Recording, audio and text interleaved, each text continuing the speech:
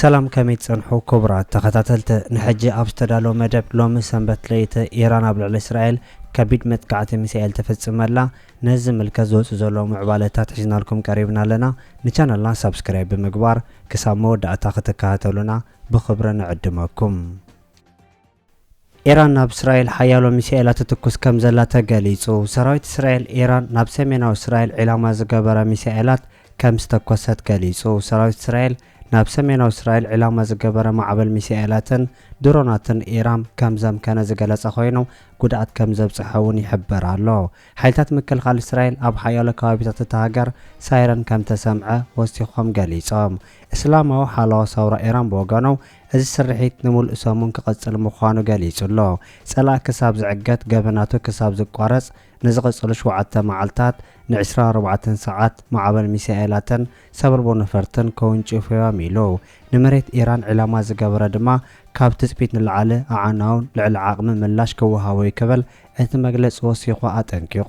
ሓለዋ ሳውራ ኢራን ኣብ ዘውፅኦ መግለጺ ኣብ ደቡባዊ ምብራቕ ሃይፋ ኣብ ዝርከብ መደበር ኣየር ራማት ዳዊት ባሊስቲክ ሚሳኤል ከም ዘወንጨፈን ከም ዘዕነወን ዝገለጸ ኮይኑ ኢራን ብተወሳኺ እውን ኣሜሪካን እስራኤልን ነቲ ኣብ መጀመርታ ወርሒ ሚያዝያ ኣብ መንጎ ኣሜሪካ ኢራን እስራኤልን ዝተበጽሐ ስምምዕ ተኹስ ዶ ምባል ከም ዘፍረሱ ገሊጻ።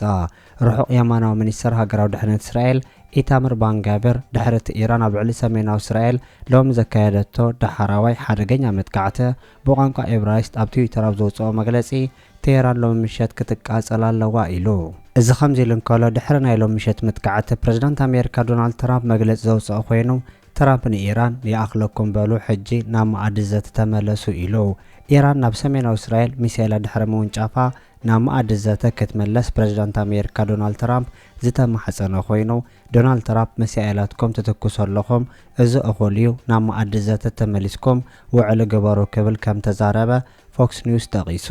ዋሽንግተን ምስ ቴሄራን ጸንሓ ግጭት ዶ ንምባልን ክልቲኦም ወገናት ዝተሰማምዑሉ ምቁራጽ ተጻብኦታት ንመቐጻል ጽዑቕ ዲፕሎማስያዊ ጻዕርታት ከተካይድ ምጽናሓ ይፍለጥ። ፕረዚዳንት ኣሜሪካ ዶናልድ ትራምፕ እስራኤል ዓጸፈታዊ ምላሽ ከም ዘይትህብ ተስፋ ከም ዝገብር ዝገለጸ ኮይኑ እዚ ሎሚ ኣብ ልዕሊ እስራኤል ዝነበ ሓዊ ዝኾነ ህይወት ሰብ ከም ዘየጥፍአን በዚ ምክንያት ድማ እስራኤል መልሲ ከም ዘይትህብ ተስፋ ከም ዝገብር ገሊጹ ኣሎ።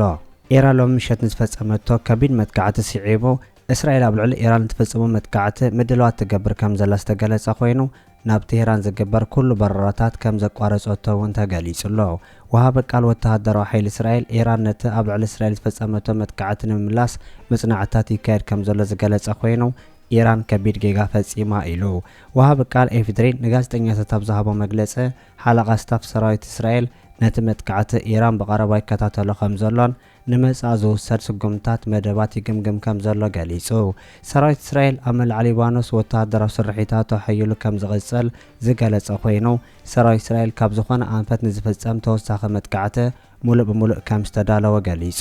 ሓለቓ ሰራዊት ምክልኻል እስራኤል ኣብ ዝሃቦ መግለጺ ኔታንያሁ እንተደኣ ቀጠልያ መብራህቲ ሂብና ንኢራን ንምውቃዕ ድልዋት ኢና ዝበለ ኮይኑ ቀዳም ሰር ነበር ናፍታሊ ቤኔት በግድኡ ድሕሪ እቲ ሎሚ ሰንበት ዝተፈጸመ መጥቃዕቲ ሚሳኤል ኣብ ልዕሊ ኢራን ሓያልን ውፅኢታዊ ምላሽ ክወሃብ ፀዊዑ ኣሎ። ትራምፕ ኔታንያሁ ኣብ ልዕሊ ኢራን መጥቃዕቲ ከይህብ ሎሚ ኣብ ዘውፅኦ መግለፂ ዝሓተተ ኮይኑ ትራምፕ ኔታንያሁ እንተደኣ መልሲ ሒቡ ከምቲ ዝሓለፉ 47 ዓመታት ንዝቐጸሉ 3000 ዓመታት ውግእ ክቕጽል ኢሉ። ፕረዚዳንት ኣሜሪካ ዶናልድ ትራምፕ እዚ ሎሚ ኢራን ኣብ ልዕሊ እስራኤል ዝፈጸመቶ መጥቃዕቲ ከቢድ ስጋኣት ከም ዘለዎ ዝገለጸ ኮይኑ ብፍላይ ከዓ እስራኤል ኣብ ልዕሊ ኢራን መልሲ እንተሂባ ኩነታት ክጋደድን ናብ ዝኸፍአ ኣንፈት ክቕይር ከም ዝኽእል ገሊጹ ኣሎ።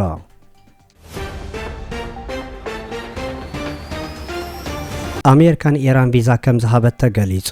ኣሜሪካ ንናይ ኢራን ሃገራዊ ጋንታ ኩዕሶ እግሪ ናብ ኣሜሪካ መእተዊ ቪዛ ምሃባ ተገሊጹ።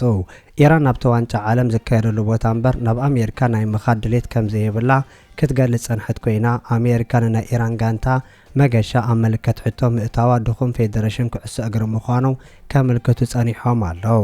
ሰብስልጣን ኣሜሪካ ብዝሃቦ መግለጺ ኢራን ንኹሎም ተጻወትን ወሰንቲ ሰራሕተኛታት ናይታ ጋንታን ቅድሚ 10 መዓልቲ ምጅማር ዋንጫ ዓለም ቪዛ ክትቦም ምዃና ክገልጹ ምጽንሖምን ይንገር። ኢራን ናይ ዋንጫ ዓለም ምክንያት ተጠቂማ ኣሸበርቲ ናብ ኣሜሪካ ናይ ምእታው ፈተነታት ከተካይድ ከም ዘይተፈቀደላ ዝገለጸት ኣሜሪካ ብርክት ዝበሉ ምስታ ጋንታ ሓቢሮም ክጓዓዙ ዝተመዝገቡ ወገናት ፍቓድ ምኻድ ምኽኣላ እውን ተገሊጹሎ ኣብ ቱርክ ዝርከብ ኤምባሲ ኢራን ኣሜሪካ ንመብዛሕትኦም ምሕዳራውን ፈጸምትን ሰራሕተኛታት ከምኡውን ቴክኒካዊ ኣማኸርቲ ናይታ ጋንታ ቪዛ ብምኽልካል ኣብ ስፖርት ፖለቲካዊ ኢድ ምእታዋ ከሲሱ ከም ዘሎ ይፍለጥ።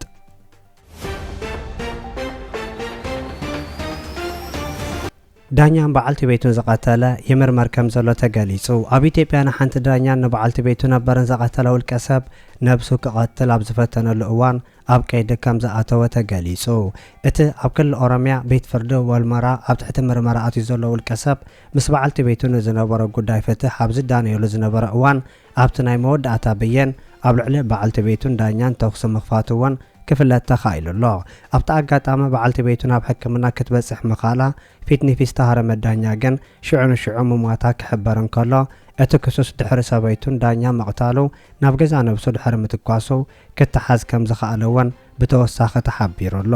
እቲ ፍጻመ ኣብ ቤት ፍርዲ ወረዳ ወልመራ ኣብ ዝተኻየደ መገብኣያ ከም ዘጋጠመን ኣቅናው በቀለ ዝተባሃለ ጥርጡር ኣብ ጉዳይ ስድራ ቤት ንምክታዕ ምስ በዓልቲ ቤቱ ፍትሕ ንምውዳእ ኣብ ቤት ፍርዲ ከም ዝነበረ ዝገለጸ ዓቃቢ ሕጊ ኣቶ ጌታቸው ምግላጹ እውን ይሕበር። ኣብቲ ቆፀራ ንብረት ንምምቃል መደብ ተታሒዙ ምንባሩ እቲ ክሱስ ኣብ ጉዳይ ምምቃል ንብረት ሕጉስ ከም ዘይነበረ እውን እቲ ዓቃቢ ሕጊ ዝገለጸ ኮይኑ እቲ ሙግት ኣብቂዑ ናይ መወዳእታ ብይን ኣብ ዝተነበበሉ እዋን እቲ ጥርጡር ንበዓል ቤቱ ነበር ወይዘሮ ኣልማዝ መኮነን ኣብቲ መጋባያ ንዝነበረ ዳኛ ወይዘሮ ወርቄ ፋሲካ ተኩሱ ብጢት ከም ዝቀተለን እቲ ዓቃቢ ሕጊ ገሊጹ። ናብ ገዛ ነብሱ እውን ዝተኮሰ እቲ ክሱስ ኣብ ሆስፒታል ሆለይታ ሕክምና ድሕሪ ምርካቡ ንተወሳኺ ሕክምና ናብ ኣዲስ ኣበባ ሆስፒታል ጳውሎስ ተላኢኹ ኣብ ቁፅር ፖሊስ ኮይኑ ይሕከም ከም ዘሎ ምንጭታት ገሊጾም። ክሱስ ብኸመይ ብረት ዓጢቑ ናብ ቤት ፍርዲ ክኣቱ ከም ዝኽኣለ ሕቶታት ተላዒሉ ከም ዘሎን ዛጊድ ግቡእ መልሲ ከም ዘይተዋሃበ እውን ክፍለጥ እንከሎ ሓለዋ ናይቲ ቤት ፍርዲ ይኹኑ ካልኦት ኣባላት ምስ ክሱስ ርክባት ክህልዎም ከም ዝኽእል ግምታት ይወሃብ ኣሎ።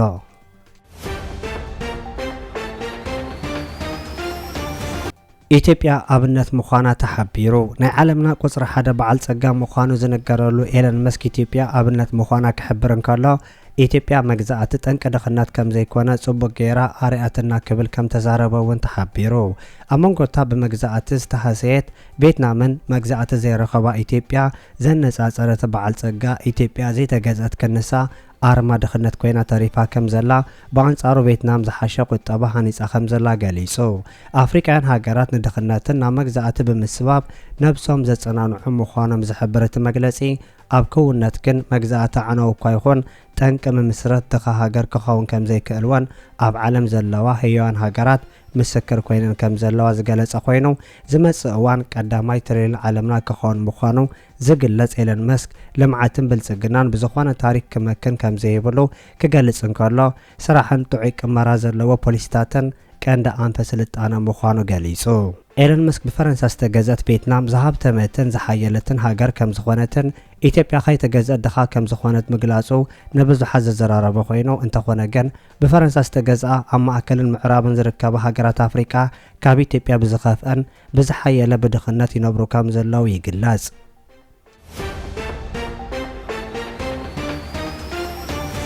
ሉላውነት ኤርትራ ኣብ ሕቶ ምልክት ከም ዘይኣቱ ተገሊጹ።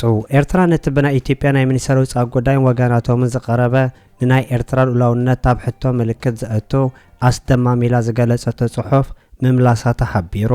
ፓክታሱንት ሰርቫንዳን ቀርኒ ኣፍሪካን ብዝብል መግለጺ ጽሑፍ ዘቕረበት ወኪል ኤርትራ ኣብ ሕብረት ሃገራት ኣምባሳደር ሶፊያ ተስፋ ማርያም ናይ ኤርትራ ሉላውነት ኣብ ሕቶ ምልክት ከም ዘይኣቱ ገሊጻ። እታ ኣምባሳደር ኣብ መግለጺኣ ብናይ ኢትዮጵያ ብልጽግና ወገናትን መሻርክቶምን ክጽሓፍ ዝቐነዩ ኣንጻር ኤርትራ ዝዓጠቑ ጽሑፋት ንምምላስ ጥንታዊ ስምዕ ከኽበረን ኣብ ቦትኡ ክጸንዕን ጥራይ ከም ዘድሊ ትሕብር።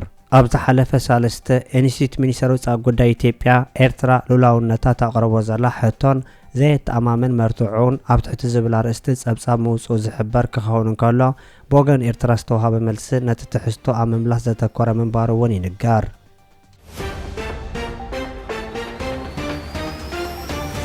ናንዲ ማንዴላ ምስ ፕሬዚዳንት ኢሳያስ ኣፈወርቂ ተራኺባ ከም ተዛተየት ተገሊጹ። ናንዲ ማንዴላ ኣብ ዝቐረባ እዋን ኣብ ኤርትራ ዘካየደቶ ናይ ሓደ ሰሙን ዑደት ምስ ፕሬዚዳንት ኢሳያስ ኣፈወርቅን ምስ ላዕሎ ሰብ ስልጣን መንግስቲ ኤርትራ ከም ተራኸበት ተገሊጹ።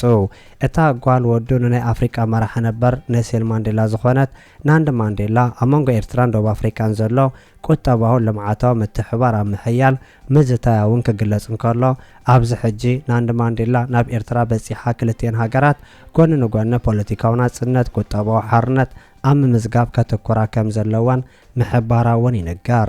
ተፈጥሮ ሃብቲ ኣፍሪቃ ብቐንዱ ንዜጋታት ተኸባቢ ዝጠቅም ምዃኑ ምርግጋጽ ኣገዳሲ ምዃኑ ዘጉልሐት ወይዘሮ ማንዴላ ኣብ ዑደታ ናብ ዲጋታትን ትካላት ሕርሻን ጸባን ከምኡውን ኣብ ዓበይቲ ትሕተ ቅርጽታት ሓፈሻዊ ፕሮጀክታት ዑደት ምክያዳ ተገሊጹ።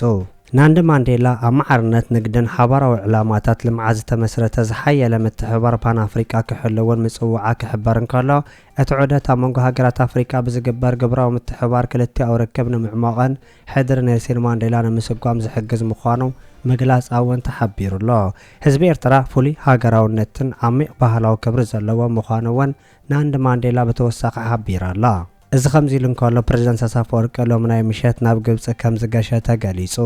ፕረዚደንት ኢሳያስ አፈወርቂ ምስ መዝንኡ ፕረዚደንት ግብፂ ዓብዱልፈታሕ አልሲሲ ንምዝራብ ሎሚ ድሕሪ ፋዱስ ናብ ግብፂ ከም ዝገሸ ሚኒስትር ዜና ኤርትራ አቶ የማነ ገብረ መስቀል ሓቢሩ። ፕረዚደንት ኢሳያስ አፈወርቂ ኣብቲ ንሰለስተ መዓልቲ ዝጸንሐ ወግዓዊ መገሽኡ ኣብ ክልቲአዊ ርክብን ቁጠባን ካልእን ዘተኮረ ዘተ ከም ዘካይድ ተፈሊጡ። ክልቲኦም ፕረዚዳንታት ንቐርኒ ኣፍሪቃ ብዝምልከት ኣገደስቲ ጉዳያት ብዝያዳ ክዘራረቡ ምዃኖም ዝገለጸ መግለጺ ድሕነት ቀይሕ ባሕሪ ከምኡውን ምዕባለታት ማእከላይ ምብራቕ ብሰፊሑ ክዘራረቡሉ ምዃኖም የማነ ገብረ መስቀል መግለጺኡ ሓቢሩ። ፕረዚደንት ኢሳያስ አፈወርቂ ቀዳማይ ሚኒስትር ኢትዮጵያ ኣብይ ኣሕመድን ጀነራላቱን ታሪኻዊ ጸላእትና ኣብ ስሳታት ዝጀመርዎ ናይ ጽምዶ ወፍሪ ብባንዳታት ደቂ ሃገርን ሰላም ኢትዮጵያ ክዘርጉም ዝተዓጠቑ ሓይልታት ንዘካይድዎ ዘለዉ ርኡይ ተጻብኦ ክንሰብር ብምሉእ ዓቕምና ተዳሊና ኣለና ኣብ ዝብሉ ዘሎ እዋን እዩ ዝገይሽ ዘሎ።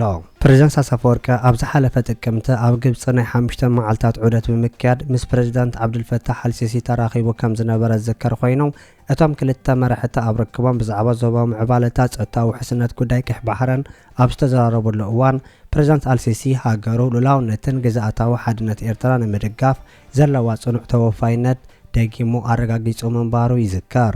እዚ ከምዚ ኢሉ እንከሎ ላዕለዋይ ልኡኽ መንግስቲ ኤርትራ ሎሚ ናይ ምሸት ካይሮ ከም ዝኣተወ ተገሊጹሎ። ሎሚ ሰንበት 7 ሰነ 2026 ፕረዚደንት ኢሳያስ አፈወርቂ ናይ ስራሕ ዑደት ንምፍጻም ናብ ካይሮ ከም ዝገሸ ዝተገለጸ ኮይኑ ሕጂ ቅድሚ ደቃይቕ ድማ ካይሮ ከም ዝኣተወ ተገሊጹሎ። ፕረዚደንት ኢሳያስ አፈወርቂ ኣብ ሃገራዊ መዕረፎ ነፈርቲ ካይሮ ኣብ ዝበጽሐሉ ሰብ ስልጣን ግብፂ ስነ ስርዓት ኣቀባብላ ከም ዘካየድሎን ፕረዚደንት ኢሳያስ አፈወርቂ ምስ መራሒ ግብፂ ዓብዱልፈታሕ አልሲሲ ብዛዕባ ክልቲአዊ ዝምድናታት ዘተኮረ ርክብ ከካይድ ትጽቢት ከም ዝግበር ተገሊጹ።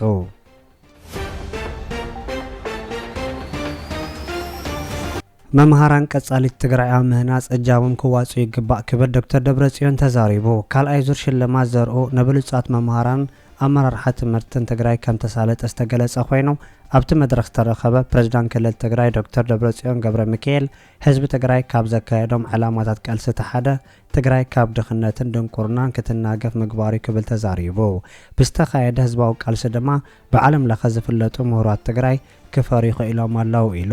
ኣብዚ ሕጂ እዋን ትግራይ ደሞ ሰራሕተኛታት ምኽፋል ኣብ ዘይትኽእለሉ ኣብ ሽግርን ጸገምን ኣላ። በዚ ምክንያት ድማ ተሸለምቲ መምሃራን ይኹኑ ኩሉ ህዝቢ ትግራይ ናብ ጸገም ተቃልዑ ይርከብ ኢሉ። ካብ ጸገም ንምውፃእ ትግራይ ክትቅየር ኣብ ትምህርቲ ልዑል ትኹረት ጌርካ ብምስራሕ ምዃኑ ብምግላጽ ኣብ ከቢድ ጸገም ኮይኖም ናይ ሽልማት ንዝበቕዑ መምሃራን ድማ ዝለዓለ ናዳ ከም ዘለዎ ገሊጹ።